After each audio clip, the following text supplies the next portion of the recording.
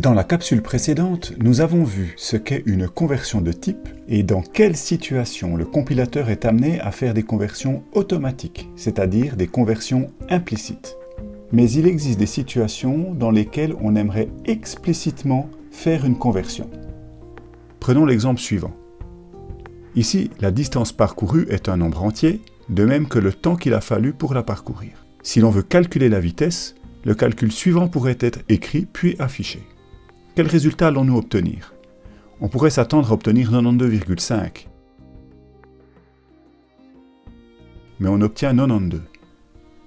Pourquoi? Parce que c'est une division entière qui a été faite.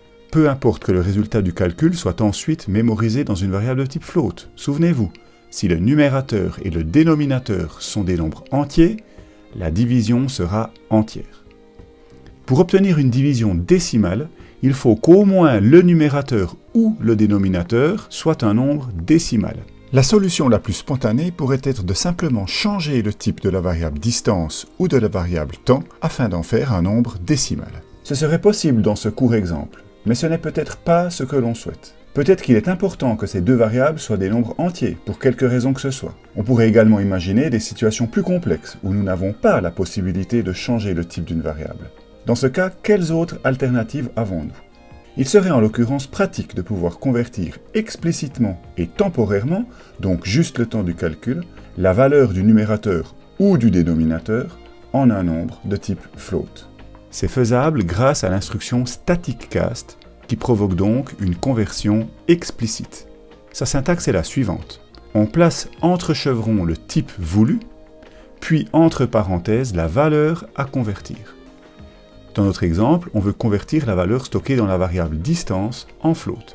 Il faut donc écrire static cast float distance. Attention, souvenez-vous, cela ne change pas le type de la variable distance. Cette variable continue de mémoriser un nombre entier. Par contre, la valeur qui est stockée dans cette variable, 370, est, pendant le calcul, considérée non pas comme un nombre entier, mais comme un nombre décimal de type float.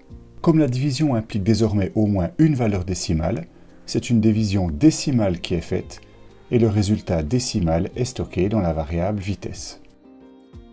Pour finir, notons que la conversion du contenu d'une chaîne de caractères en une valeur numérique, ou vice-versa, est trop complexe pour être faite par une conversion implicite ou explicite par le static cast. Il faut utiliser d'autres fonctions comme s2i et toString que nous ne verrons pas dans cette capsule.